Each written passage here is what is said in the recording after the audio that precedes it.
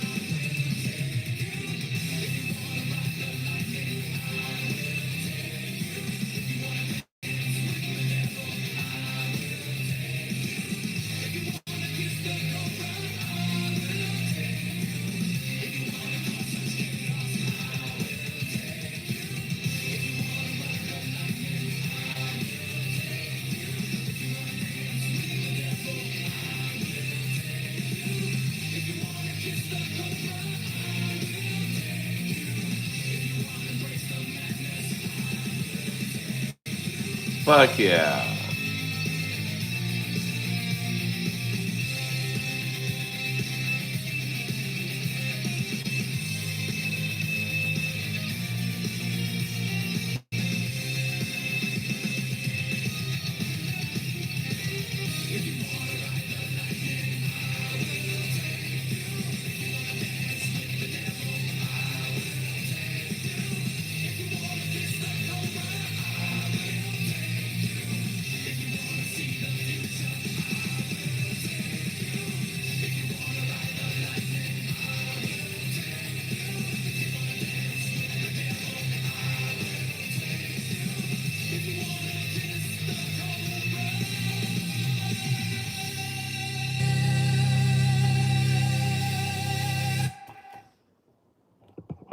Earl Skakel is in the house. The poor Steelers blew it. That is like, um, that is, yeah,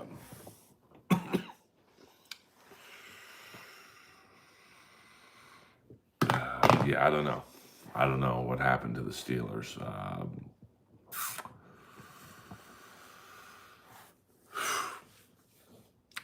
Yeah, that's a game they should have won. And what up, Danny? To be honest with you, I don't know who's going to win next week. I mean, the game's in Pittsburgh, so you got to give a little bit of an edge to the Steelers there. And the Steelers may or may not have J.J. Watt or T.J. Watt. I'm sorry, T.J. Watt. And I don't think the Ravens will have Jackson. So I mean, it's I think an analyst just said it. Stephen Smith. Both teams' fan bases should be nervous. So we'll see what happens. I mean, in a weird way, I kind of am glad it happened this way because now next week's game is going to be awesome to watch. So, would I go to Pittsburgh for that game? Maybe if someone wanted to hook Daddy up, but I'm not about grifting on my fans. So,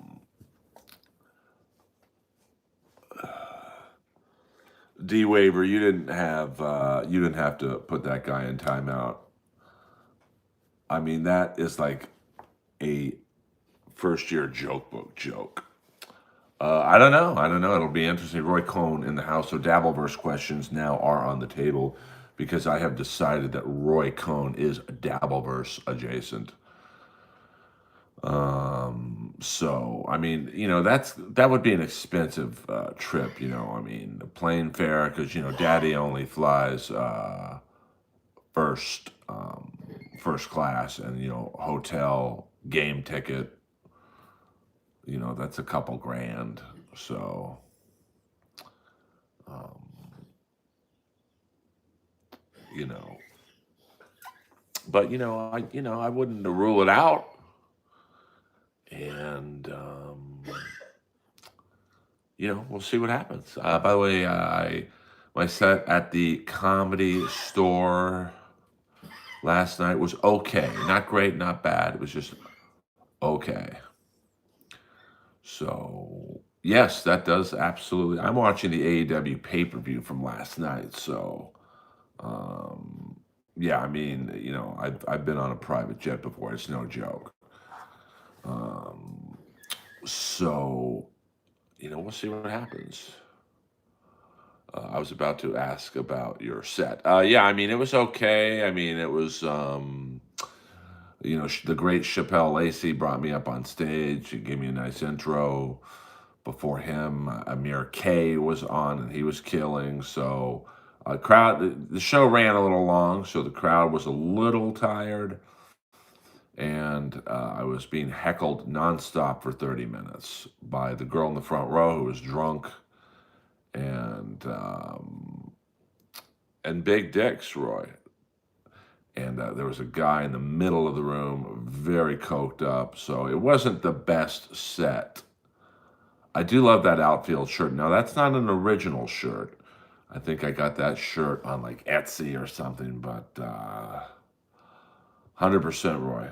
So I was very happy to get an outfield shirt. I mean, that is a very underrated band, way more than just Josie's on a vacation far away. Come around and talk it over. So many things that I want to say. I like my girls a little bit older. He was just yelling a lot and interrupting every time I'd start a joke. He'd say, "I love you, man," and then the girl in front was like, "Make me laugh," and it's like I'm trying to make you laugh, but this guy in the fucking middle of the room's interrupting every fucking time I try and get something going, and so not my favorite set I've ever done, but I will give myself this. It is the dude with the voice. By the way, Wayne, we don't do all caps in here, baby. Even though you're complimenting me, but well, I guess all Earl compliments can be in all caps. Wayne, you're a trendsetter. So let me get my Coke Zero, just enough caffeine to keep me over the edge.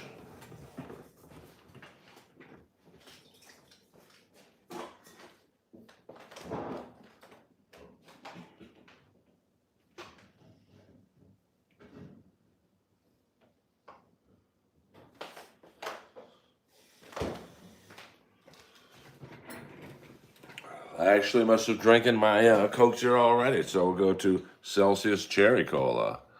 Um, yeah, so all Earl compliments can be in all caps, along with any Jeff Ross insults. Um, well, I mean, I guess that's a compliment towards my fridge. All refrigerator compliments can be. You'll pay for the whole seat, but you'll only need the edge. Hey, I was a commercial fisherman for 44 years. Well, I probably have eaten some of your product. Thank you very much.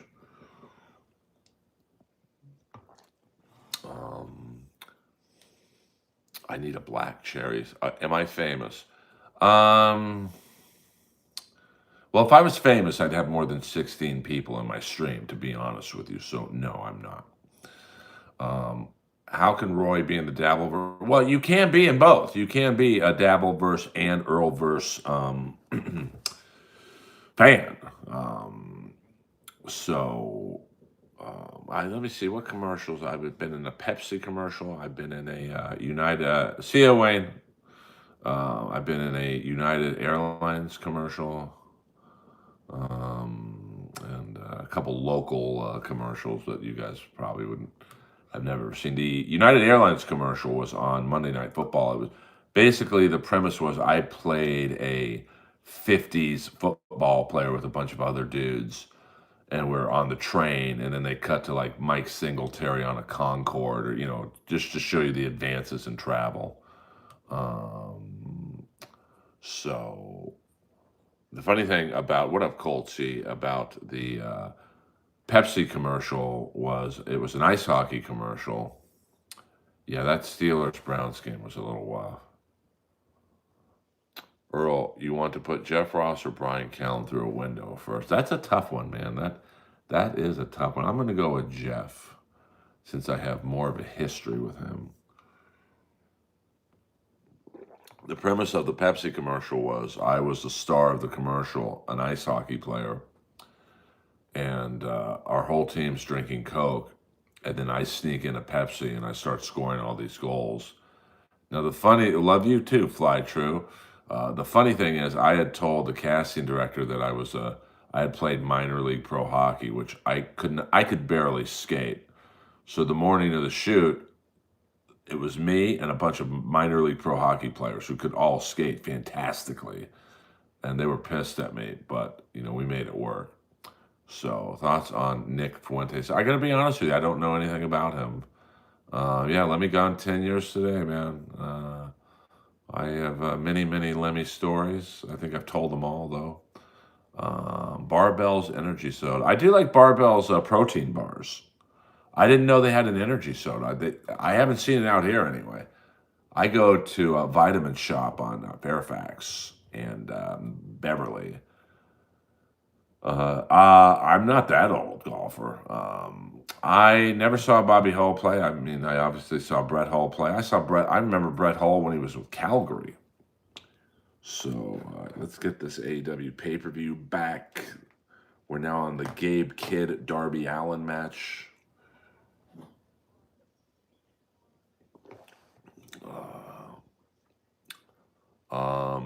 Jeff is just a mid-tier comic who uses people, and he just picked the wrong comic to use in my case. So, if you don't follow Roasting or Roast Battle or any of like the Netflix or Comedy Central roast, you literally don't know who Jeff is. But if you do, you do. He's like somehow shoehorned his way into being the roast master, whatever you want to call it. I don't like him, and he don't like me, and that's fine. But you know what? If you don't like me, the problem's on you. 100% waiver. But you know what? If you guys like him, hey, fuck it.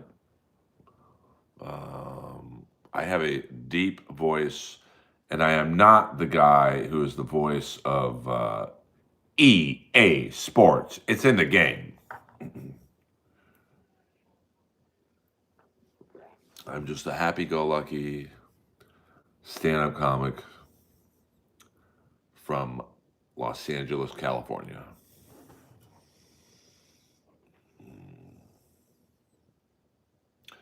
Yeah, I mean, the Ravens have to win, too. I mean, it's literally the playoffs have already started in Pittsburgh. So, we'll see what happens. I mean, the game is in Pittsburgh, so I'll give the Steelers the slight edge, but,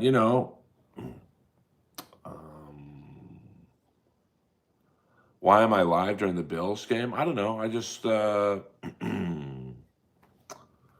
wanted to, go live. See, I go live when I just, when I feel it. I'm sure my streams would do better if I just did it at a set time, but that's not how I operate.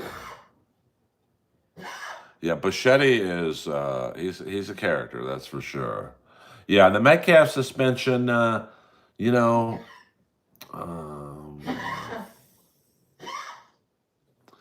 I mean, do they win if they have Metcalf in the game? They probably do.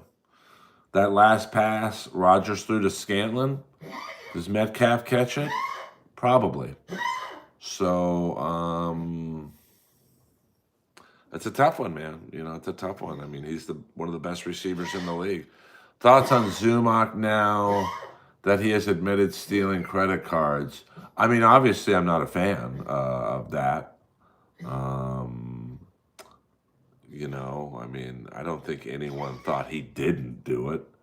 So not listen, I can be friends with someone, and when they do something wrong, um,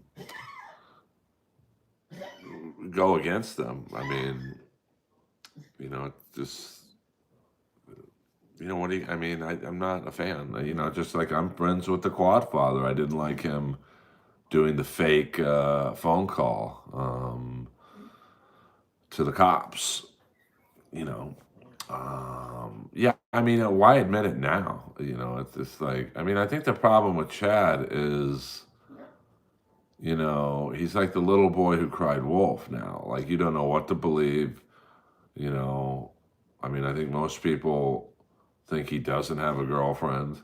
I don't care if he does or not. So what up, KB? Lady KB, someone who, let me say, if you have not seen Lady KB in person, she is hot. So, yeah, I don't like Chad like going after you. Um, I don't like the body shaming and all that shit. It's just not a good look. Um, so, yeah, I mean, I've seen Lady KB in person, and like, I mean, I don't have a type per se. Hold on, let me just show you guys my best friend in the whole world. Sorry about the camera. There she is. She's my bodyguard. She's not. She's a little under the weather today, but that's all right. So, yeah, I mean, that's why I'm glad I'm not really in the Dabbleverse or whatever you want to call it. I mean, I did go to Hackamania, the first Hackamania, because Lois is the best. I'm going to be so sad when this dog goes. But hopefully that's not for, talk about that when it happens, I suppose. But yeah, I mean, I went to Hackamania the first year just to really meet people. I wanted to meet Melton. I wanted to meet Lady KB and Ray and Pat Dixon. um, would I go do another one? Probably not, because I'm a comic, so the comedy show was not good, myself included. But it was very fun to meet everyone. But I did have. I will say this: I did. Melton paid me more than he said he would. I had to leave Saturday morning unexpectedly to go to the comedy store. They wanted me to close out the Saturday night show, and it was just too much money to turn down. And Melton was very cool about it. I even said, "Hey, keep my money," because he had paid for 3 nights of a hotel room for me, and he was very cool about it. He could have been a dick, but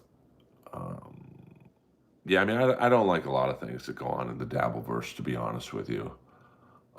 Chad accidentally doxed himself that he's still living in his old place. I mean, I don't know how he did that. I mean, I don't think anyone thinks he moved. But, even if he did or didn't, even if he has a girlfriend or not, I don't care personally. But, um, it's just at this point, I don't think anyone believes anything he says. So, but that's on him. He's the straw that stirs the drink in the Dabbleverse. Um, so come on, you're gonna Chad sweep. I don't know what that means, Garrett. Donating plasma right now. Oh fuck, you're not fucking around, Hi-Fi Protege. Um, come on, you're gonna Chad sweep too. I don't know what that means. When you have to resort to lying about everything, why bother? You have, I mean, Gollum, your mom didn't seem to think I was gay last night. See what I did, Gollum? You bombed two chats in a row. Just shut up, have a good, smoke some weed.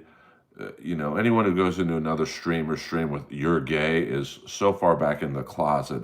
I've got to donate you to the Goodwill clothing store. So just be cool, enjoy the stream, or go somewhere else. Soccer dad Earl is kind of cute, no homo. Oh, I appreciate that. I'll take that.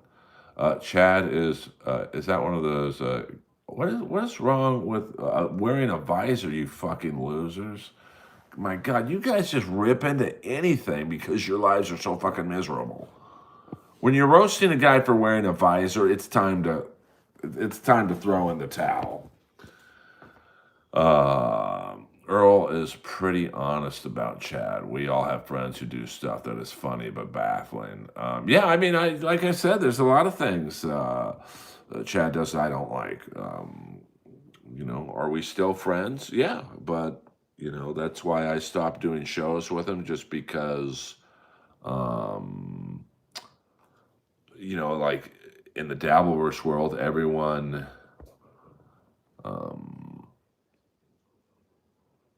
snipes each other. So if I do a show with, I don't know, Chad or whatever, then I get sniped and then I get made fun of without any chance to retaliate. So,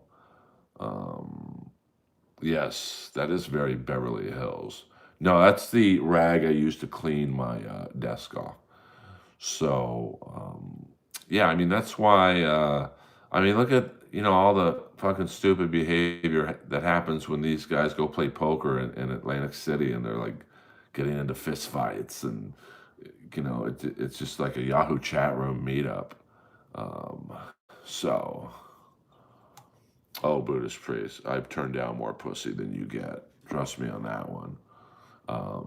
My life is wonderful. You need to learn to laugh a little. I'll laugh a little when something's funny in here, but it ain't.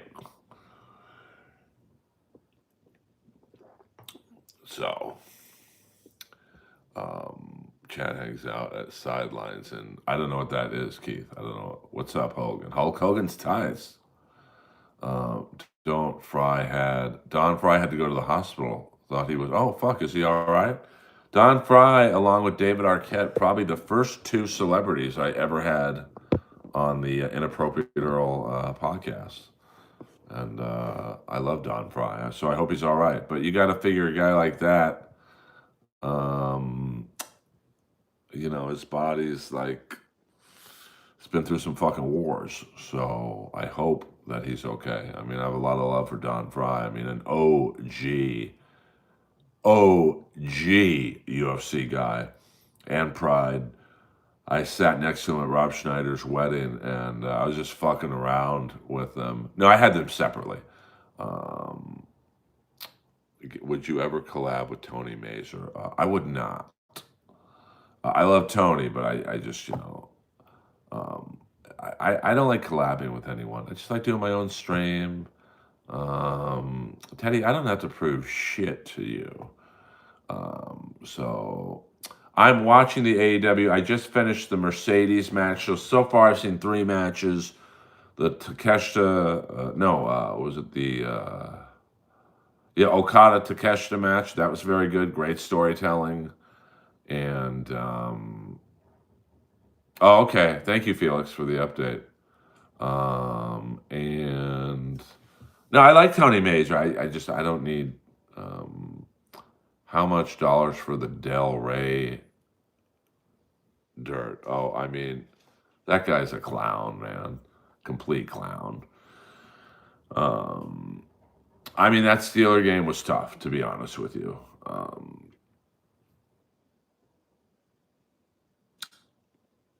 I mean, it's just like, what are you gonna do? You can't beat a three and what were they 3-12 or something?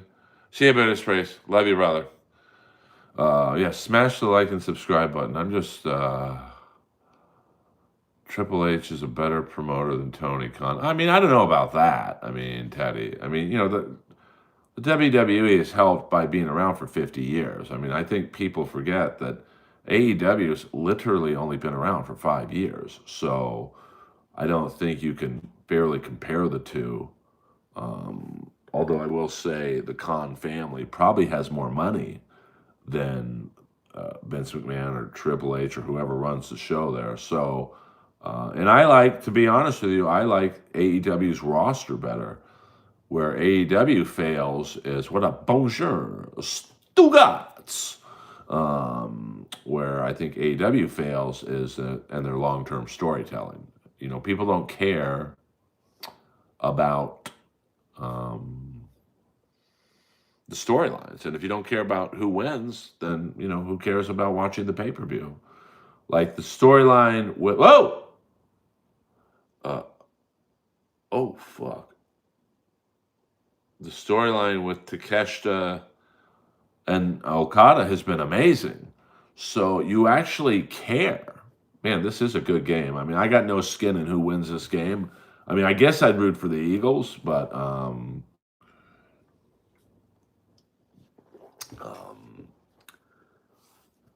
is it raining or snowing? I can't tell. Looks like it's raining. Thoughts on Billy Corgan? I mean, oh, Sasha, I did not see your message. Just repeat it. Um, yeah, which comic is most intelligent? Best Family Man. Most intelligent? Probably Jeselnik. Best Family Man? Probably Bert. You know, I know people don't like Bert for whatever reasons, but he is an amazing family man. Biggest drunk? Well, I don't really know because I don't really hang out with comics who drank. So, I guess Jim Jeffries, criminal, probably Chad. Hello. So it's raining like tears of your boy Aaron Rodgers after today's game. Listen, that's a good joke. See, I give the trolls credit. Um, Stanhope. I mean, he parties hard. There's no doubt about that. And his crew parties hard.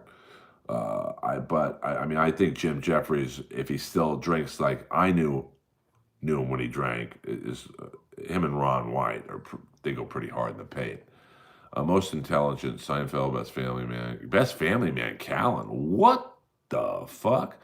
Um, would you admit you're a fan of Go West by Village People? Fuck, that's a great song. Together, we will go our way. Together, we will go someday. I want you to.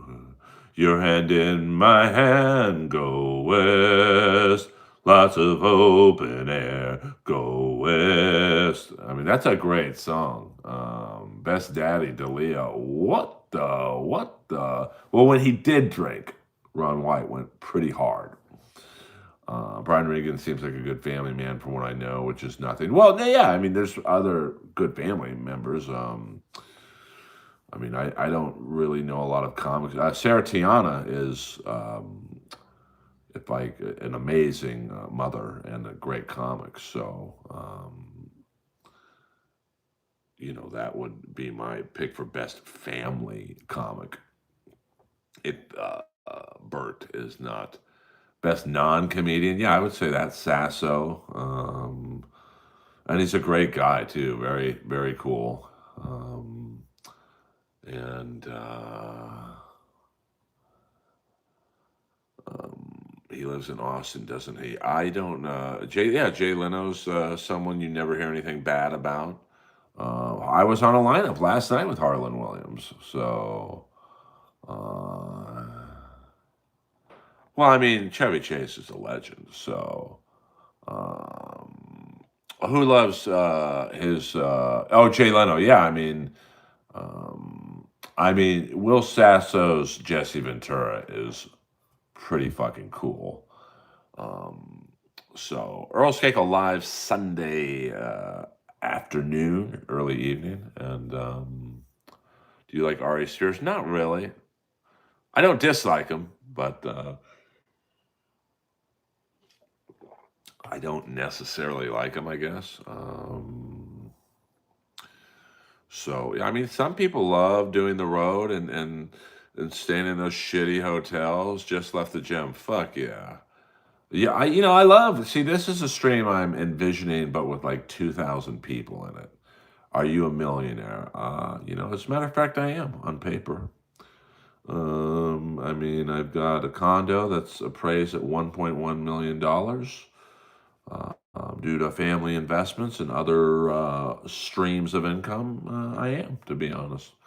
Um, oh, well, I don't know who the comedian is who does Macho Man, but if you want the best Macho Man impression, Jay Lethal.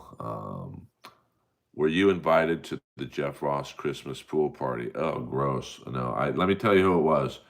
It was Jeff, his loser friend Kai, who just is like Jeff's wrangler, and a bunch of open micers in their mid 20s. I'm good. Uh, Jesse Lee Peterson. Jesse Lee Peterson is not amazing. He's amazing. Um, yeah, I mean Sasso's awesome. So, um, but it's true though. I look at the pictures. It's a bunch of unknown open mic level comics who think hanging out with Jay or Jeff is going to get them somewhere. And Jeff don't help anybody. He really doesn't. Um, you know, Lois has the money. Earl's just yeah, pretty much. You got that right. Well, Carpello, I've been on his show. I wasn't saying anything bad about Jesse Lee Peterson. Jesse Lee Peterson is not amazing. He's amazing. Um, no, she doesn't go to those parties. Even she knows they're fucking creepy. Uh, how are you going to look after your? Oh, I'll remember. I know you guys don't believe me. Like, let's say this stream started getting 2,000 people in there. I will always answer your guys' questions first. I mean, I think Jesse Lee Peterson is just like a black Alex Stein. He's a troll. Um, and I get along with him. Oh, okay, yeah. I mean, I've heard Dan. People have tried to connect me and Dan Soder together because of our love of wrestling. But um, he's a New York guy. I'm an LA guy. Um, our paths have never really crossed. Second and goal, Eagles driving. I thought they were going to do the tush push, but touchdown, Eagles. I mean, I was told that Earl, the voice, it's going to change soon. I don't know what that means. You ever wear spandex biker shorts to the gym? Absolutely. I wear spandex biker shorts every time I take yoga. Um, so, I mean, I think me and Dan would I get along with pretty much everyone. I mean, there was a time when I got along with Jeff, to be honest with you. But then, he started misbehaving. And I'm one of the few people who I don't want anything from Jeff. And more importantly, I don't need anything from Jeff. And that's the type of person Jeff can't stand to be around. I guarantee you, if you look at those pool party pictures, any Jeff Ross pool party, it's all comics who need something from him. And he loves that. He dangles the carrot over their head. Why invite me when I want nothing from you? I don't need anything from you. I've got more money than Jeff. So, anyway. Oh, yeah. I mean, well, you listen, whether you like Tony or not, I mean, Tony is what Jeff could have been. Because, whether you like Hinchcliffe or not, he ain't lazy. Jeff is lazy. He gives you the bare minimum. And that's why he's never had long-term success. I mean, Pell, you and I must have different hearing. Tony works hard. And he took, not roast battle, but he took Kill Tony from something that had 30 fucking people in it to selling out arenas. Oh, I could do cleaner gigs. Wow, you guys must be Jeff Ross. Either this is Jeff Ross. Yeah, yikes. Um, well, what they don't realize is Jeff is never going to help a comic. I remember I was doing a show one time. I won't say the comic's name because it doesn't really matter the name. But I'm about ready to go on, and this comic runs up the stairs. He looked like he just won the fucking Powerball.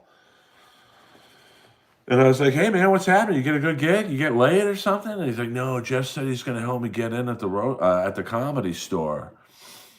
And I didn't want to break the guy's spirit, but I knew that this guy at the time was a comic in his late 30s, early 40s.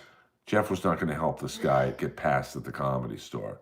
So I just said, "Oh, that's cool, man." That was about 8 years ago. Guess what? This guy ain't passed at the comedy store. Um, Eleanor's the best. So Jeff Ross is a potato. I'll agree with that. What a Blade night. Yo, yo, yo, yo, yo, yo, yo. Earl Skakel in the house. Damn, Tom Brady looking stylish.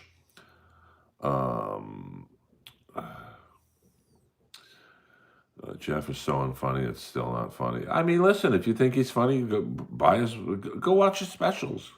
Go see him at the comedy store. Uh, yeah, I don't do jokes in here. Then otherwise, I mean, I don't do jokes for free in here, baby doll. No, I think Jeff likes girls. I mean, he gets them too. That's the crazy thing is you look at some of these girls he's fucked, they're pretty hot. And I would love to interview their brain after the fact. Go, please tell me what you were thinking about. Um, so thoughts on Tom Brady kissing his son on the lips. I mean, not a good look, but Jeff to me is a roaster. That's where I laughed the most at him. Well, Jeff doesn't write his own jokes. So, like, the best jokes he's saying, someone else wrote for him. Sarah Tiana wrote for him. Hinchcliffe back in the day wrote for him. So, look at the insults coming in, Earl. Yeah, I mean, Baby Doll got to give me the money, honey. Yeah, I mean, I don't, even though I'm a stand-up comic, Blade, I don't do jokes in here. I was on stage last night at the Comedy Store for a half hour. That's where I do my jokes. Yeah, Bolivia wrote for him. I mean, who else? Nicole Buchanan. A lot of roast battle comics did. And, I mean, this is Jeff in a nutshell. No, fuck, no, he doesn't write his own stuff. I mean, this is Jeff in a nutshell. One time he calls me up. This is when we were getting along. He's like, "Hey, I'm doing some Jerry Lewis roast in Vegas. Can you write me some jokes?" So I wrote him about 50 jokes in 3 days. Now, most of them were horrible, but that's how I personally write roast jokes. You just write as many jokes as you can, and out of those 50 jokes, 10 were usable. 5 were great. So, Jeff calls me after 3 days, doesn't say thank you, doesn't say, "Hey, here's a couple $100. Literally just says, "Is that all you got?" Like, I'm not getting paid. I mean, it's not like you're saying, "Hey, I'll get you on the next Comedy Central roast or Netflix roast." Literally offers me nothing in return. Just goes, "Is that all you got?" Um, what was the falling out? Well, I mean, I was fucked over on a few TV shows by him directly, by him and his manager. And he had me taken off the roast of Adam Egget, who was one of my best friends in comedy, because he was afraid I was going to go after the allegations he was facing, which I absolutely was. It's the fucking roast. So Jeff can do jokes about Diddy, Weinstein, Cosby, D'Elia, but when the jokes are at his expense, let's take Earl off the roast. So I lost what little respect I had for him completely there. I mean, Lapel, I'm not telling you who to like. If you like him, then, support him, buy his specials, and go see him. I mean, the one time, and this is another, will explain Jeff in a nutshell, is so I opened for him once in Irvine. I was just curious. And so I did 20 minutes, and that set is on YouTube. It's when I had the Motorhead shirt on and the beard. And so I bring him on stage, and I'm not going to lie and say I was killing, but for an opening act, I was doing very well. And then Jeff gets on stage for about 10 minutes, maybe 12, and then calls me up on stage to help him roast the audience. That's Jeff in a nutshell. Can barely get through 12 minutes of stand up before calling the opening act up to help him roast the audience. So it'll never be squashed, bro. I'll tell you, because there's nothing he can do that's ever going to make it right. But you're a comedy fan, Garrett, so it's easy for you to say, yeah, just squash it, man. It's cool. No, it ain't cool with me, man. And you ever notice Jeff's never said a bad thing about me publicly? Because he can't. Because I don't talk shit. I keep it factual.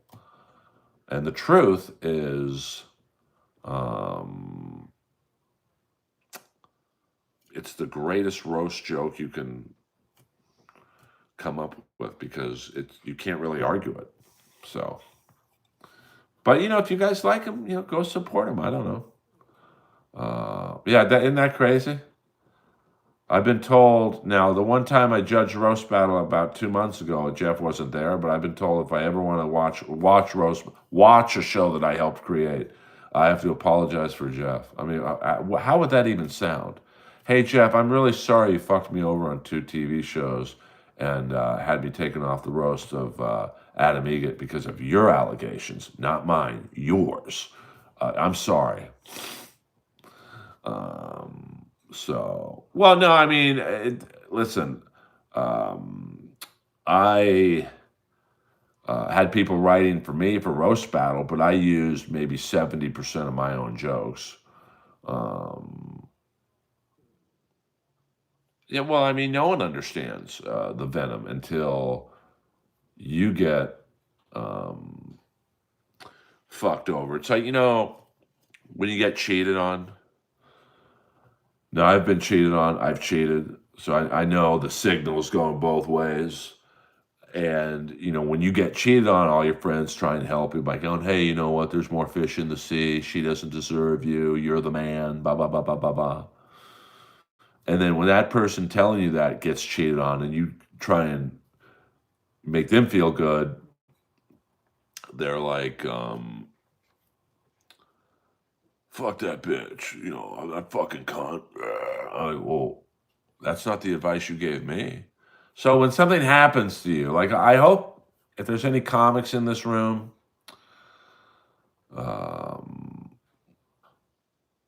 or actors or entertainers, I hope you guys never, ever get fucked over on a deal, on a show, or whatever.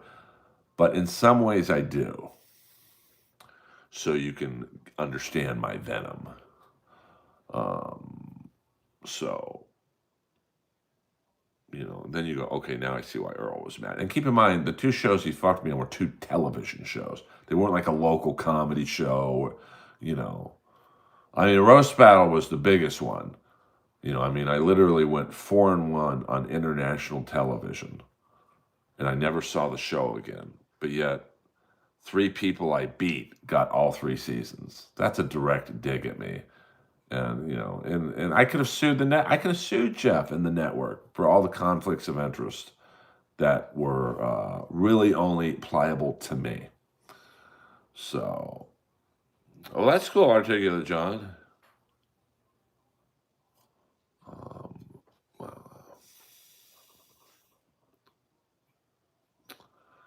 I mean, usually, because you're so desperate to get your name out there that I don't even think I read the contract for Roast Battle. I was just like, sure, sure, sure, sure. If I win, I could get on Comedy Central 5 nights and 6 days. Yeah, no problem. Now, part of that's on me for not reading the contract, but it's also partly on Jeff and his manager for fucking ripping off people that helped get the show to them. But that's why he's never had long-term success. I mean, Roast Battle flamed out after It really flamed out after season 1. Roast Battle could have been like Wild and Out or Yo Mama. You know, could have gone on for 15 fucking seasons. Um, but, it was so bad that, and look at historical roast. Yeah, I am a low key guy. Message held for review. Yeah, so you get what up, Gary? I'm a working mute. Yeah, so you get getting fucked by venues, and I mean I saw one of the greatest things that I learned from opening up for Rob Schneider for so long was I saw venues trying to fuck him over, and Rob was so hip to the game that he had me or the other opening act literally with a clicker, and we would walk the room and we would see how many people were in the room. And 100% of the time, I'm talking 100% of the time, the club would try and say there weren't as many people as we knew there were. So if they're trying to rip off Rob Schneider, you imagine what they're trying to do to me. Tom Brennan, Pork Chop Delight, 69. Yo, Earl, Tom Brennan sucks. Fuck PCL. Well, I did not have a good experience trying to collaborate with them. Got doxxed, my stuff sent to my house, a very aggressive phone call to my home line. So that was not a pleasant experience. So, I thought collaborating with Perry would be fun because I've known him longer than anyone but Don Barris. I'm obviously a Comedy Store paid regular. Who's taller, Rob or Rogan? Rogan might be a little taller, to be honest with you. And man, the fans or whatever, the trolls, the fans or whoever, they wanted me to like go against Tom or whatever. And it's like, I'm just a fucking comic trying to get more people in my stream. I'm not participating in these fucking feuds. So I lasted 2 weeks, and after the phone call and shit being sent to my house, I was like, you guys can have this world.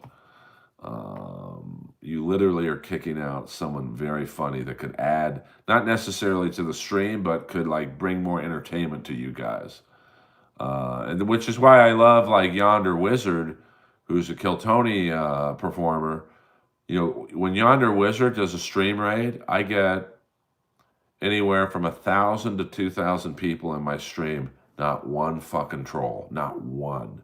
Not one dox. Not one weird phone call. I mean, it's awesome. And they're comedy fans. So you live and learn, you know. So, that's just the way it is. The entertainment industry does. I mean, my most people ever in here was 2,000 people. I think it was actually like 2,500 people due to Yonder Wizard doing a stream raid, and not one fucking troll, not one dox. And then, just by happenstance, I said, I want to check out my top 5 viewed videos of all time. So I go in there, and all of a sudden I go on the bench warmers video, and there's my home address as the first comment. I go on my second most viewed video, which is I think when I had long hair and wearing a hockey jersey at the Improv. There's my home address, and the same guy, I'm assuming it was a guy, was just putting my home address in the comment section. So I'm good. I will never go in the PCO world again. But that's what they wanted, so I guess they win. PCL is not comedy. I mean, I never found it funny. I mean, I do find the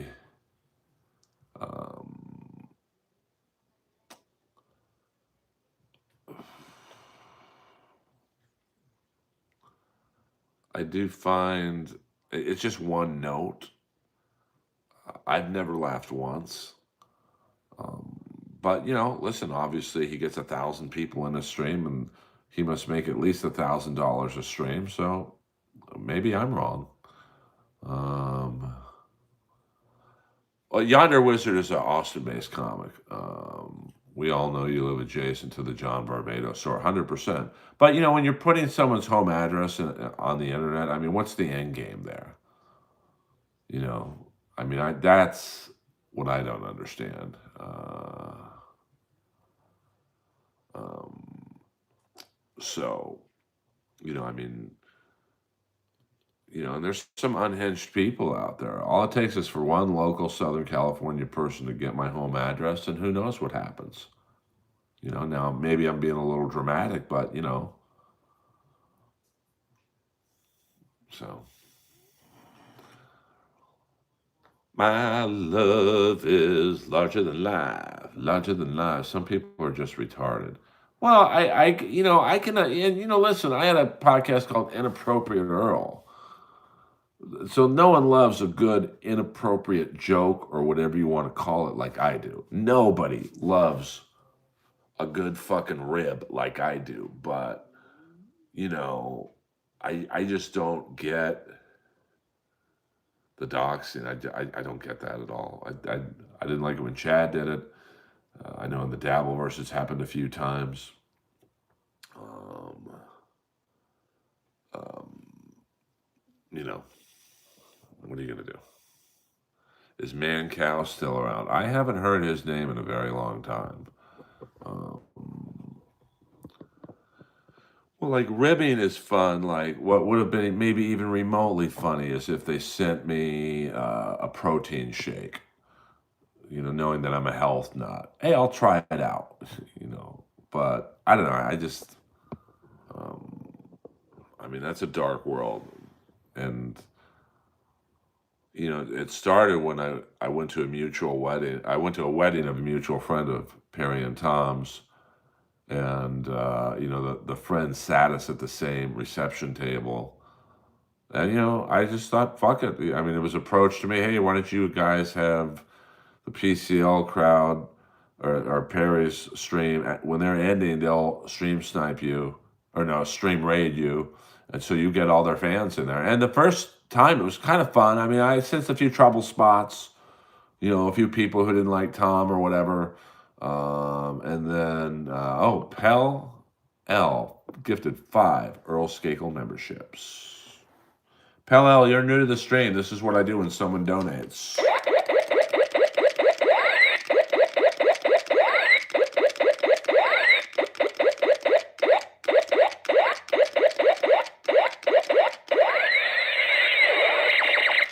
Thank you, pal.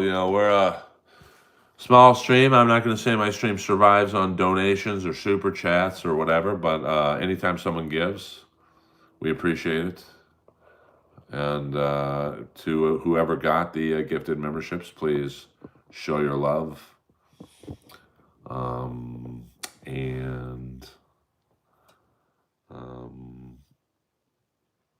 thank you. Thank you very much. I turned 40 today. Well, John Q. Public, happy birthday to you. Yo. Rudy Boggett in the house. Oh, is Pell, are you a Dabbleverse person or no? Yeah, I mean, we are cool hang. I mean, yeah, do I wish there was more than 34 people in here? Absolutely, I do. But I'd rather have 34 cool people than to deal with the doxing and shit being sent to my house and whatnot. Mr. Panhandler, I'm annoyed that I like Earl. Panhandler, why would you? Now, is this the Panhandler that pops up on the streams? What's that one? Clown Town? Is this Panhandler from Clown Town?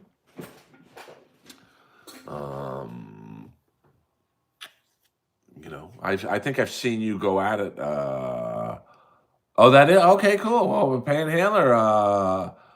No, Panhandler. My rule is, we can talk about the Dabbleverse if someone from the Dabbleverse is in the stream. So obviously, I would qualify me personally. I would say you are a Dabbleverse person. Roy Cohn is a Dabbleverse person. So I am a Dixon and Melton fan. Yeah, I mean, Melton is a controversial figure, but in my dealings with him, he was always straight up with me.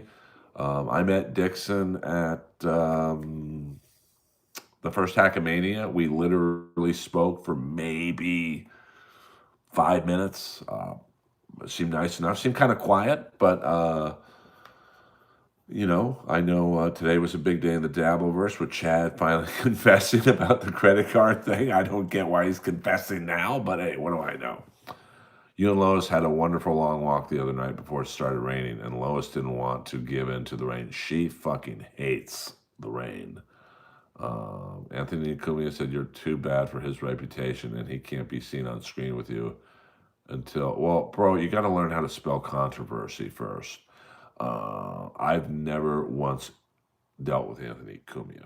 Uh, I've never been to the Love Canal, so. Well, here's the funny thing about me and Melton. We might have done a old school Red Band Ice House Chronicles show at the Ice House. I want to say around 2015. I remember briefly talking to him for maybe under a few minutes. And that was the only time we ever met, I think. And then I started listening to Melton routinely because he was going after my friend Ty Rivera. And he just seemed really obsessed with Ty. Like he would do hours upon hours upon hours. You'd think Shuli's bad with Stuttering John. Melton for years too. So I became a fan of not necessarily that content, but of his local Vegas comedy gossip. Yeah, I would call in. No, it was probably a little earlier than that. Maybe Panhandler, maybe 20 to 21, because I was still had a fiance at that time, and I would have her listen. She never would pipe in, but like she would be like, "What the fuck are you listening to?" And it was like TMZ. So I heard of Melton through Red Bar. Yeah, I mean, I got there a little late after the Red Bar drama with Melton. Um, I mean, I was a Stern guy. I never really listened to Opie and Anthony because I'm an LA guy. So I never really had access to them, and but I checked out on Stern after. Thank you for it. Yeah, we'll go a few more minutes. I usually like to stream for just an hour. Quarantif is the best, man. I can't do these. What up, Shandy girl? I can't do these 5, 6, 7 hour streams like the Win by Two, John, and I think who was it? Karmic did a 16-hour stream the other night. I mean, I can't do that shit. Even if I was getting super chat after super chat, I'm good. My show last night was okay. I was being heckled for literally a half hour straight. So, after a certain amount of time, that was a late hit out of bounds. After a certain amount of time, it just wasn't fun for me anymore. I rarely want to leave and get off stage. I mean, I love performing more than you'll ever know. Yeah, I mean, yeah, absolutely drunks. The girl in front was a drunk. The guy in the middle of the room was coked up, and for whatever reason, no, white people, both. For whatever reason, the employees, who are all comics, they did not shut them up. So, well, I mean, I tried to. Now, no spoilers, user. I haven't watched the full pay per view, but you've just spoiled the main event for me, I guess. But I did see. I went on Instagram and I saw MJF won. So, with Karmic, this is the Dabbleverse in a nutshell. I think this will explain, because people often ask me, what the fuck is the Dabbleverse? So I go on Karmic X's stream. I don't know. It was like 3 or 4 in the morning. And I was just up, and I said to him, "Bro," I was giving him advice about him and Gilly. I said, "Take a month off the internet, recalibrate." And I could tell instantly he wasn't going to do that. So I said, "Okay, take a week off the internet, just a week, recalibrate. Don't go on Gilly's stream. Don't go on her Instagram. Don't go on anything." "Oh, yeah, you're right, Earl. That's good advice." And literally the next day, he did a 7, 8 hour stream. So, but here's Panhandler, and you'll appreciate this. This is the Dabbleverse in a nutshell. I started getting DMs, and in Karmic's own stream, "Shut the fuck up. You don't know what you're talking about. You're a loser." Because they were upset that if Karmic took my advice, they wouldn't have him to troll for a week. That's the Dabbleverse in a nutshell. And, I know he's going to do this. He's going to, like, I don't know if they're going to get back together or not, but if she's going to, like, I guarantee you, he probably looked at that video with Gilly and Clearwater Chat 100 times. He just played it on loop, and it just drove him fucking nuts. And I begged him, and I don't even know the fucking guy. I don't care what he does. There's no skin in the game for me helping him. I literally get nothing out of it. But I've been in bad breakups, so I'm the king of bad breakups, to be honest with you. So I said, whatever you do, don't go on her social media, because you're going to see her with another dude. You're going to see her looking better than she did when she dated you, and you're going to go fucking nuts. And of course, he didn't take my advice. So you know what? He's on his own. And I can't imagine going through a breakup on the internet. That's why. Well, I've had more bad breakups than all of you guys put together, plus a couple NBA locker rooms. So, like, with the one, because she did about 7 or 8 episodes of Inappropriate Earl with me, but my ex-fiance, we broke up 3.5 years ago. I have not been on her Instagram once. I've not been on her TikTok once. Now, someone sent me a video she made of me. I guess it must have been the first video after the breakup. It said something to the effect of, "I'm the girl he left," or "I'm the girl he didn't want anymore." Someone sent it to me, deleted it. Because it wasn't going to make me feel good seeing her talk shit about me. So, yeah, I mean, that's Karmic's problem, is he backpedals every time he's on a stream with her. "I'm sorry. I called you a cunt. I'm sorry. I said this about you. I'm sorry." So, Gilly doesn't respect him at all. No girl's going to respect a guy that shows no backbone. I mean, even with my ex-fiance and the last couple exes, they respect me because I fight back. You're not going to get away with that. We both fucked up. It's not just an Earl problem. Chad hit hard on MLC about his alleged girlfriend. I mean, that seems like such an unnecessary lie. Like, who cares if you have a girlfriend or not? Like, do you guys care if I have a girlfriend or not? No. So why the hell would I lie about it? Or what happened to shirtless Sundays? Anybody else remember Earl last Sunday? It's cold, to be honest with you, Kate. Fornicate. See, I finally got your name. Fornicate. Oh, no, you can't. You can't. I mean, I'm insecure too, pal. So, but going on your ex's social media, it's never going to help. She's not going to look fatter. She's going to look skinnier. She's not going to be with someone who looks like Clearwater Chad. She's going to be with, probably someone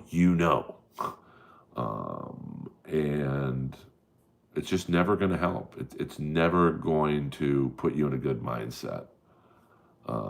It's very well. I mean, it's not cold for you, Keith, because you're in fucking Buffalo freezing your ass off. Um, well, but even if he has a chance with her, he doesn't. She would be. He. Here's the funny thing about Carm, and probably more people in this stream than we want to confess to. If he stood up to her a little bit, he would intrigue her. Like I would say, every girl I've ever gotten back together with was because I just didn't let them walk on me, and the ones I did let walk on me had no respect for me, and they probably shouldn't have, to be honest with you. Um, so I mean, we're all insecure. Anyone who says they're not insecure is lying. I'm insecure. Now, I bet you guys probably think I'm the most confident guy on earth. You know, I hit the stage in skin tight leather pants, you know, talk about how big my dick is and whatnot. You know, that's insecurity. Open zipper Sunday. Maybe my girlfriend wants to send you money. Is that a red flag? Um, it might be, to be honest with you. Most girlfriends don't want to send another guy money. Um, well, no, I mean, look how she's acting towards him, dipping into. Well, I mean that when I saw that first video with her in Clearwater Chat, it was the creepiest fucking thing I've ever seen. It was creepy from his part, not really her part.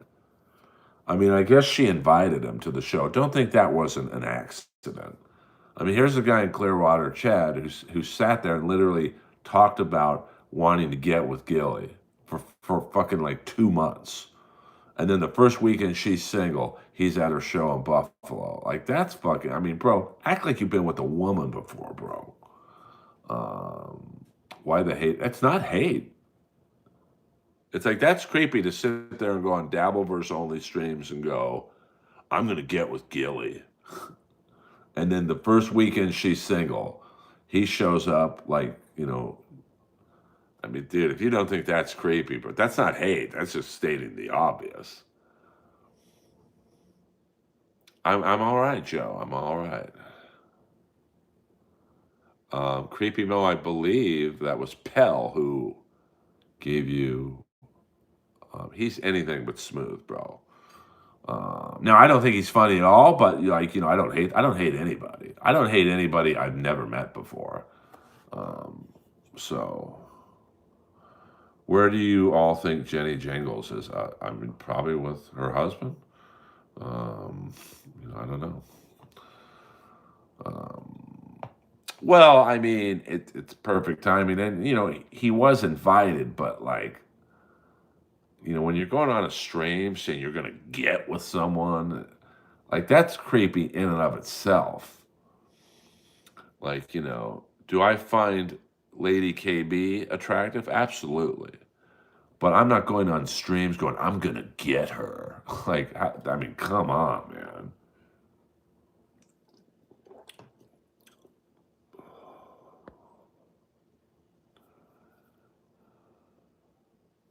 I'm not feeling it right now, fornicate. I'm not quite fired up for that yet. Oh, I don't know. I don't know, Joe. I will one day, Joe. I will one day. Um, am I? No, I am not. I mean, she don't go west of the Mississippi, I don't think. So, well, listen, I mean, she's single. She can do whatever she wants. Karmic is single. He can do whatever he wants. You know, it's just one of those things that, you know, it's, you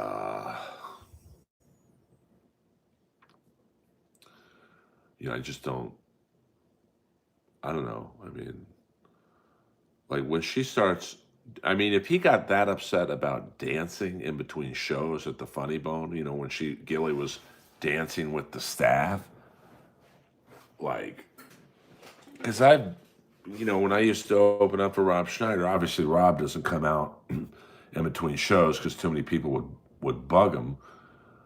But like I do because no one's gonna really bug me. And that's what the staff does in between shows because you've got like 45 minutes in between show one and two, and the staff is fucking bored. The opening comic is bored. So, you kind of fraternize with each other to kill the time. So, I don't think there was anything to that. My point being is if he got upset by that, can you imagine if she's in a picture with Mark Norman, who's like a known pussy hound? Earl, do you go south of the belly button on a woman for a tasty snack? Um, I do what I have to. Uh, MKE and Ashley were briefly. I've never spoken with MKE or Ashley, to be honest with you. Um, so, that's another. Yeah, Rob is awesome. That's another guy. He's like Ski Mask Jr. I just don't see, you know, him drinking. It's pretty epic how he drinks, and we remember when we all thought it was funny when Ski Mask drank like that. Well, how funny is that now? I am from the West Coast, Mr. Panhandler. I am from Los Angeles, California. Earl, you're awesome. Where are you at, Panhandler? I'm not sure. I'm new to following you, to be honest with you, so I don't know. I think I saw you arguing once with Tommy Jordan on Clown Town, and that's what intrigued me. North Carolina, home of the Nature Boy, Ric Flair. Brentwood is a fucking Charlotte. That is the home of the Nature Boy. I've never performed. I know there's a comedy club there, I think, called Charlie Goodnights. Nature Boy says not to get married. Well, that's coming from a guy who was married 5 fucking times. So I don't know if I'm going to take marital advice from Ric Flair. I can't think of a worse guy to listen to than Ric Flair. Thank you, John. I don't know if I'm a legend, but I'm trying. Uh-oh. Lois is up. Lois might need to go to the bathroom. I gotta be honest with you, I don't find Tukey that funny. Now that's a very controversial decision. I believe Lois has to go to the bathroom, so hold on. You guys get to stare at my phone jack.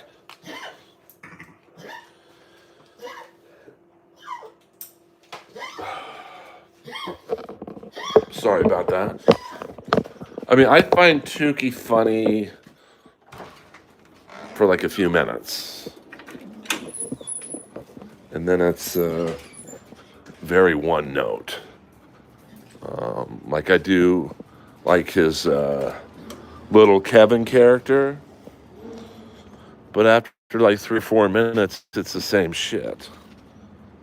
I'm very snobby with my comedy opinions. So,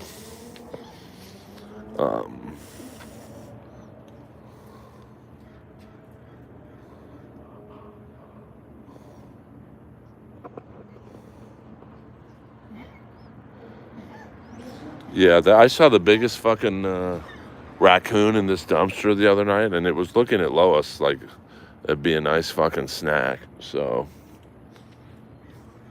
it's lovely to have this right outside my condo. No, it's supposed to rain, I think, I believe Wednesday or something. So, got to take advantage of these nice walks when Lois is feeling it.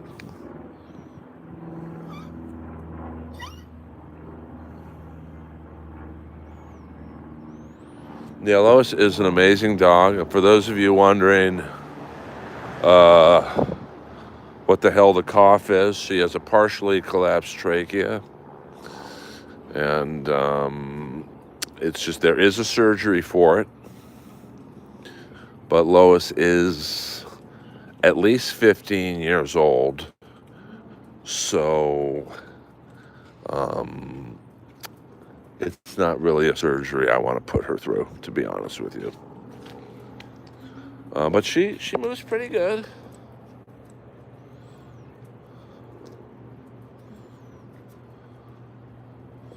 I mean, she ain't running around like she used to, but, you know.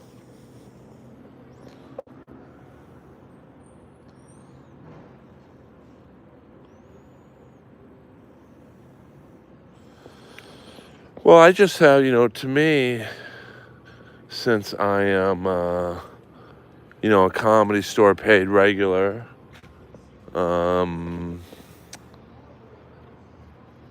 I just, the standard of what I find funny is, could you stand on stage at the Comedy Store and be funny?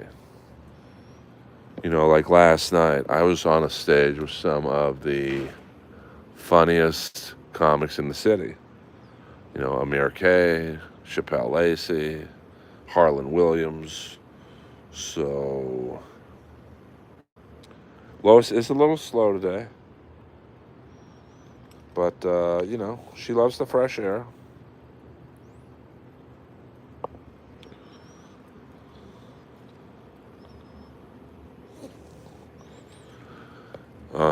So, when I look at someone in the Dabbleverse, I say to myself, okay, if you put Tukey on a stage at the Comedy Store, would he get laughs? I don't think he would. Now, I realize Tukey isn't a stand-up comic, but that's what my standard of funny is. Could you get on stage in a room full of 400 people and get laughs? And I don't think you could. That's just my opinion. So here we are. I don't know what's going on with this tree. I don't think he would, AB. So I don't think he would. Oh, sorry. So here's the sky. Oh, sorry.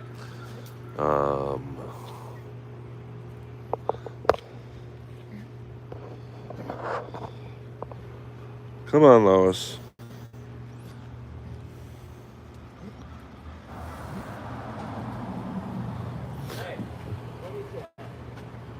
What's? No, I mean, I know Rocco's not a comic, so I'm not saying would he be stand-up funny. I'm just saying that's what it's easy to make people laugh on the internet. Because you don't have the nerves of being in front of a live audience.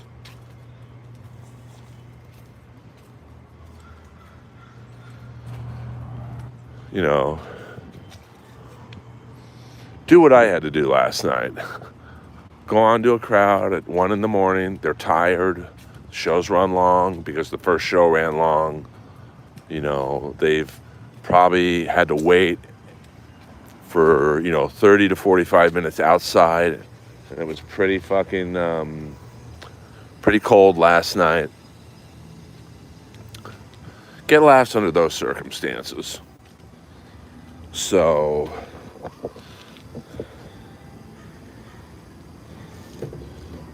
but that goes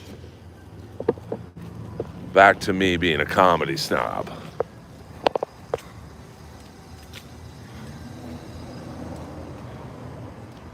Well, that's a famous building right there. That building right there in the 80s was Larrabee Sound Studio. They say Prince recorded some of Purple Rain there. And Ozzy Osbourne did The Ultimate Sin, which is my favorite Ozzy album. Because that's when Jake E. Lee was his guitar player.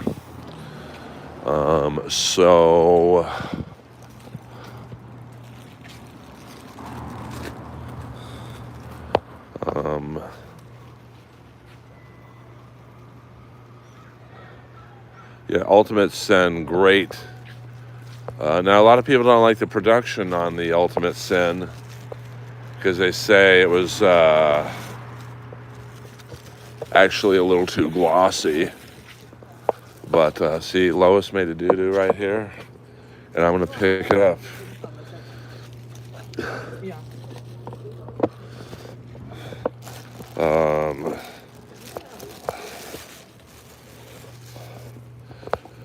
Because the Ultimate Sin was produced by the hottest guy in the record business at that time, Ron Nevison, who had engineered Heart's comeback in the mid-'80s. I mean, Kiss wanted to work with him so bad after the success of the Ultimate Sin. They waited like a year and a half to do the album Crazy Nights with him, and a lot of people think that's, watch out for this guy, a lot of people think that's Kiss's worst album. Personally, it's one of my favorites. So this is where the Ultimate Sin was recorded, as well as maybe some parts of Purple Rain. Now, there is a sign in this parking lot right here that says Larrabee Sound Studio. But now it's been a few different gay nightclubs.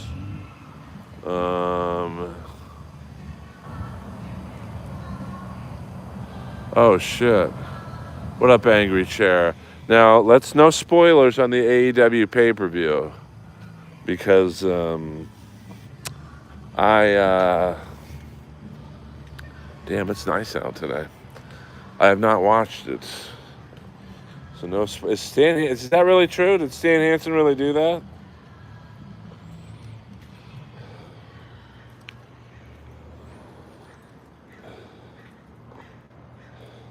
Come on, Lois, let's go this way. We'll go back home.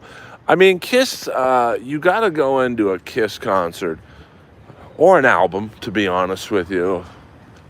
And, they are what they are. If you're expecting like Rush type of, intricate guitar and drum solos, you're not going to get with Kiss. But I do recommend that you see them live. And, yeah, the X and Sex, that is a song definitely, come on, buddy, doesn't stand the test of time. Let's put the X in sex. Love's like a muscle and you make me wanna flex, baby. Let's put the X in sex. Keep me undercover, baby. Let me be your private eye. Now, the song they basically did a double release of. They had a greatest hits album, Smashes, Thrashes, and Hits. And they put 2 new songs on the album as like a Easter egg, I guess you'd say. It was Let's Put the X in Sex, and a song that's even worse than that one called You Make Me Rock Hard. And the video for You Make Me Rock Hard might be the most cringeworthy video ever made. You make me rock hard, baby, all night. Love's like a glove and it fits just right. You make me rock hard, baby, all night. Come on, baby.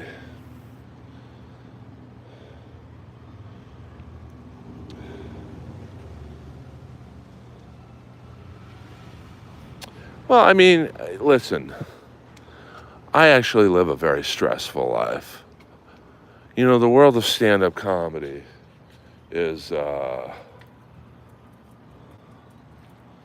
it's not a very carefree and happy business. So, when I listen to Kiss or any music really, I don't want to think. I don't want to hear a song about the fucking rainforest. I don't want to hear your political beliefs. I just want to hear a song about getting laid. That's why I like Poison. Every song's about pussy. Unskinny bop bop. The only song I didn't like of Poison was the one where they got political, Something to Believe in. 22 years of metal tears, cries a suicidal Vietnam vet who fought a losing war on a foreign shore to find his country didn't want him back. Who the fuck wants to hear that shit?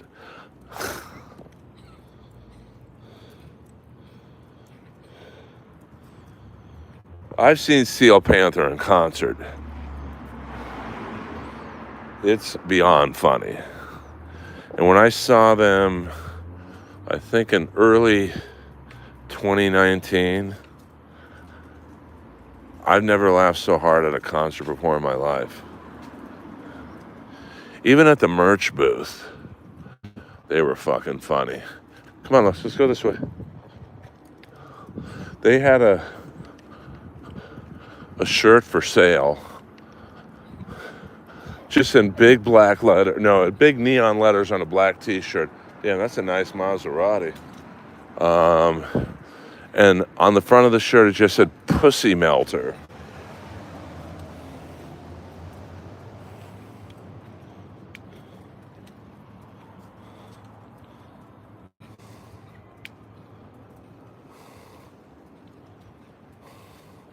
Oh yeah, I mean, I've had people trying to sabotage me.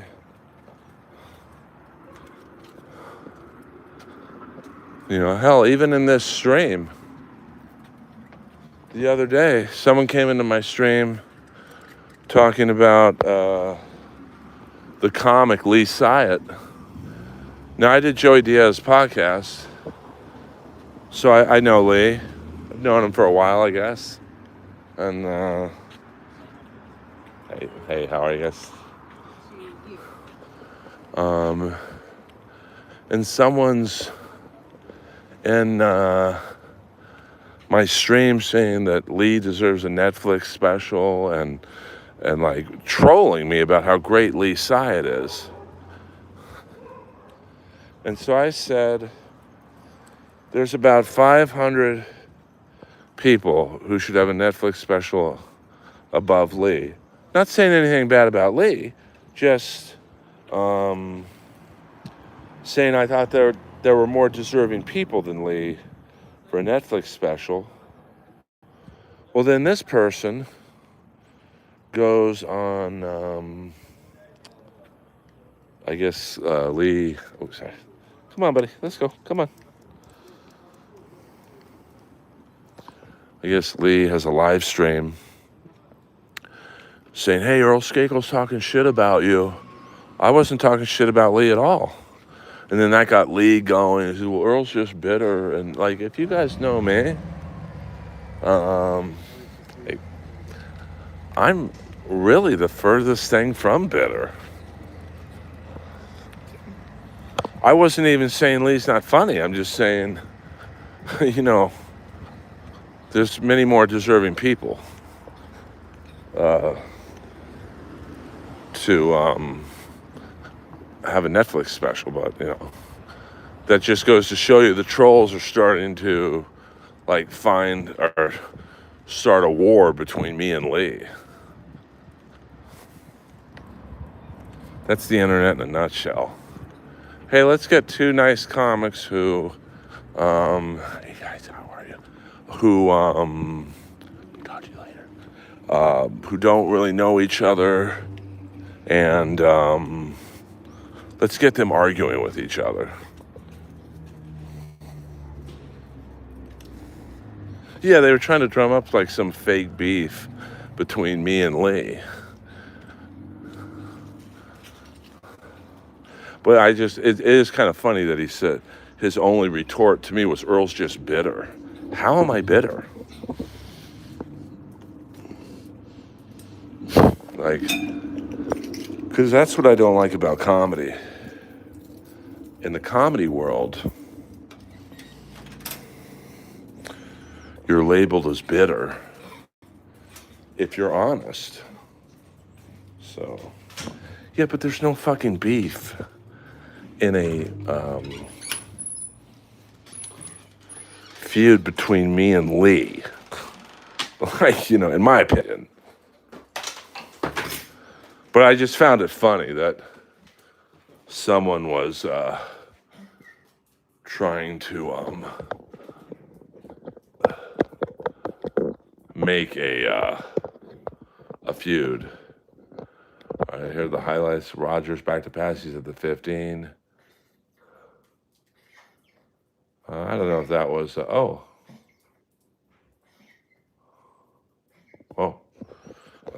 someone was trying to manufacture a feud between me and him. So... Well, no, I mean, I don't follow Lee at all, and I'm sure he doesn't follow me at all. Like I said, I've only had one interaction with him when I did Joey's podcast, and, I'm just saying that particular day, Lee was so high, he just basically spoke every 8 minutes. So I do find it funny, though, that was his...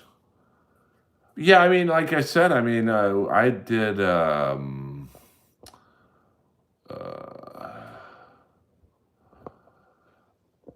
I did a couple local shows with Lee. We were nice to each other. Certainly no beef. But it was weird, though. The person who was in my stream was definitely trolling me on how great Lee was. So, they were just definitely trying to stir up a fake beef.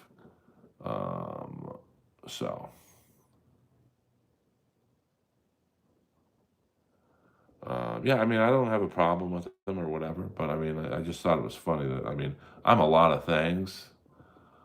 Bitter's not one of them. Where's AC/DC? I don't know. I mean, I miss AC/DC. Like, I think that's the cool thing about my stream, and I'm sure other streams as well. You become friends with fans and friends with you guys. Excuse me.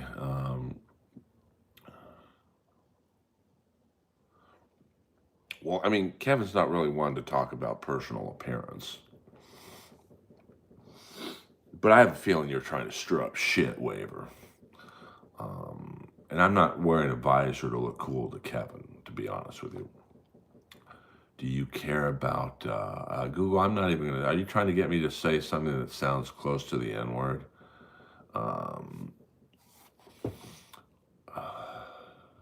Yeah, I mean, we're all good peeps, I think. Vigors, vigorous Vigors, but Vigors, the great white hope. Yeah, I mean, I don't know. I mean, I hope AC/DC's okay. We need a meetup. How many would have the nerve to leave their houses? Hope he's well. Oh, I would love to have a meetup with the trolls specifically. It's just like last night. What up, Big Bones Ben Jones? It's like, I think most meetings with trolls would be like the interaction I had last night with the girl in the front row. Complete cunt the whole show. Make me laugh. You're not funny. Bobby. Even the guy she was with was embarrassed. What up, CC Motion? And then on the sidewalk, as I'm talking to a few people, she came up to me, hugged me, and goes, "You were so good." Because she had to deal with me face to face. Like, when the comic's on stage and she's in the crowd, I mean, like, technically that's face to face. But when she had to be in my own personal space, nothing but complimentary.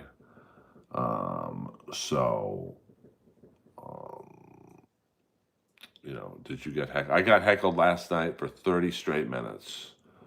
It was one of the few times I've ever been on stage where I wanted to get off almost as soon as I got on. Because I just knew it was going to be that kind of a show. But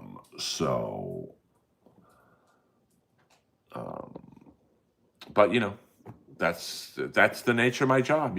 I knew that going in. That you know the deal. When you're a late night comic, you're going to get heckled every now and then. So I'm a rat guy, pal. RATT. I mean, the Earl sign is done in the rat font. Thank you very much.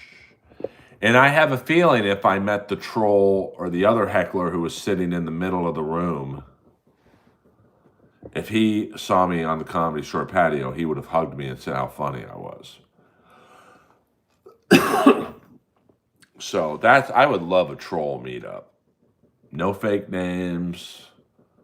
Striper, I love that song, Always There For You. That's my favorite Striper song.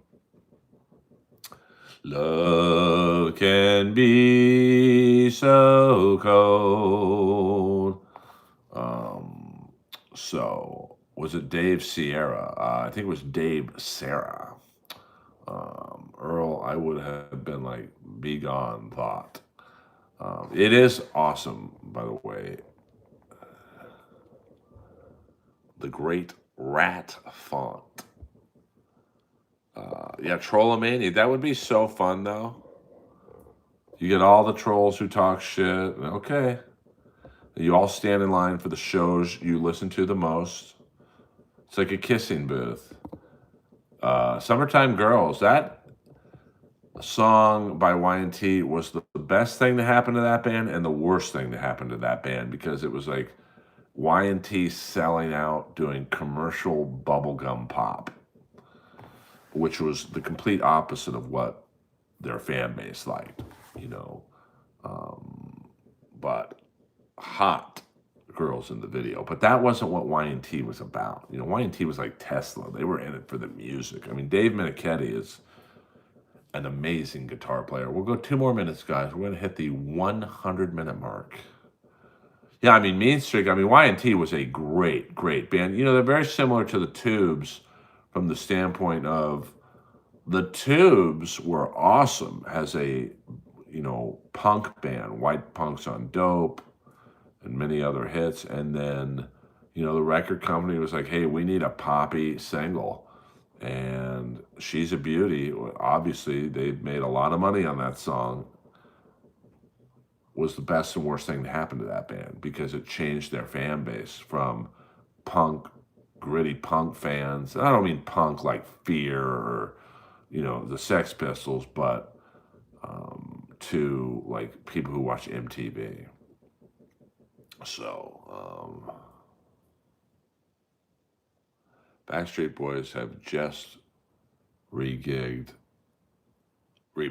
or regigged. I love I Want It That Way. Who's the most annoying comic? Ugliest, most insecure. Well, most insecure would be about 800-person tie. The ugliest, I mean, that's you know, beauty is in the eye of the beholder. Hez is ugly, I guess. Most annoying comic, I mean, man, that's about a 12,000-person tie. So, well, yeah, I mean, I'm not saying the Tubes were like, you know, Generation X, but, you know, they built up a very culty fan base in Northern California, known for their eccentric stage shows. And they were almost like a band that trolled people. And then they got She's a Beauty, which was a massive worldwide hit, probably one of the more popular videos to ever be on MTV. And then Talk to You Later was not as popular, but still a very solid backup. And the Unknown Comic, Murray Langston. Yeah, I mean, Fear is probably what is, or who's tougher, Joey Koser or Joey Koser? I mean, Brian McGrattan. The worst thing, and I said this about, yeah, Tubes were great. And I see Fee Wable at the dog park every now and then. Brian McGrattan, you know, I said this about Probert. You know, the worst thing you got out of a fight with Probert or McGrattan is maybe a broken nose. Joey Koser ended guys' careers. He ended Jim Playfair's career. Not Larry, but his brother Jim. He essentially ended Brad Dalgarno's career. Essentially helped speed the end of Jim Kite's career. I mean, I'm surprised he didn't kill someone. So, yeah, I mean, I loved, but you know, Fear was probably never going to go on SNL ever again. So, I think that was an interesting thing about them. So, all right, you guys. We did a nice, friendly stream in here. We'll stream again tomorrow. The Dead Kennedys, sorry, are a holiday in Cambodia. Yeah, I mean, Dead Kennedys were punk. Jello Biafra and Pato Banton. Kiss was never on SNL. I'm surprised about that. So, interesting. Yeah, good night, everyone. Everyone be cool. I'm going to watch the rest of the AEW pay-per-view. Thank you guys. Sorry I missed yesterday. I just had a lot of things to do yesterday. Check out my newest short, which I did put out yesterday. Are We Not Beer? We Are Devo. I love you all. Earl Skakel in the house.